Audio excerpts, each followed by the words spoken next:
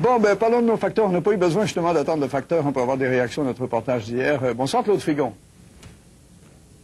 Oui, alors donc, vous êtes allé avec des facteurs ce matin, nos facteurs d'hier en fait, au travail, vous les avez accompagnés là-bas. Voilà, et notre enquête, je dois vous dire, a suscité un vif débat au sein de Poste Canada. La Société d'État, de même que le syndicat des postiers, clame haut et fort que c'est une pratique tout à fait inacceptable. Et nous avons accompagné 2 des 3 facteurs qui ont dénoncé le tout. Au travail ce matin, je dois vous dire que l'atmosphère était extrêmement tendue. Ça prenait du courage pour rentrer au travail après avoir dévoilé au grand jour les PMO noirs.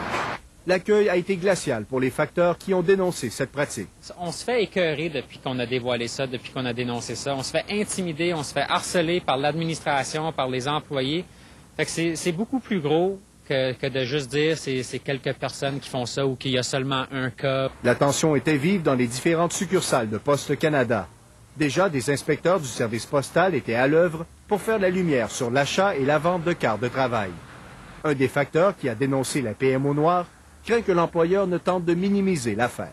C'est pris à la légère parce que on fait des grèves pour un contrat, pour un prix à l'heure, puis après ça, c'est vendu à moins cher. Donc, les gars se fraudent eux autres mêmes, puis la majorité là-dedans sont fait avoir. Moi, c'est les patrons qui sont impliqués là-dedans qui m'écœurent.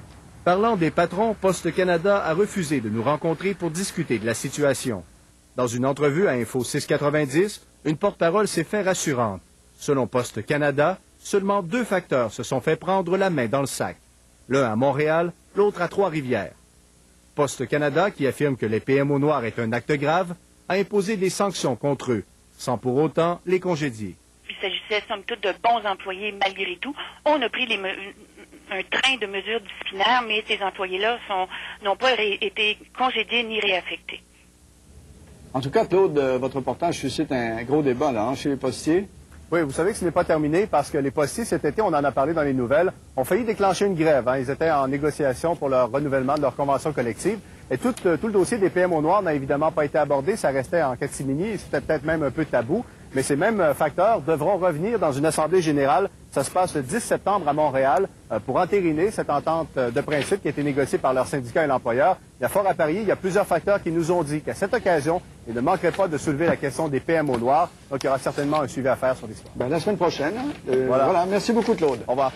C'est curieux quand même, on lance une histoire comme ça et puis parfois on se rend compte qu'elle a fait des petits cette histoire-là. Figurez-vous que des chauffeurs d'autobus aussi s'échangent des quarts de travail. Bonsoir Jean-Sébastien Cloutier. Bonsoir. Oui, vous avez appris ça, racontez-nous.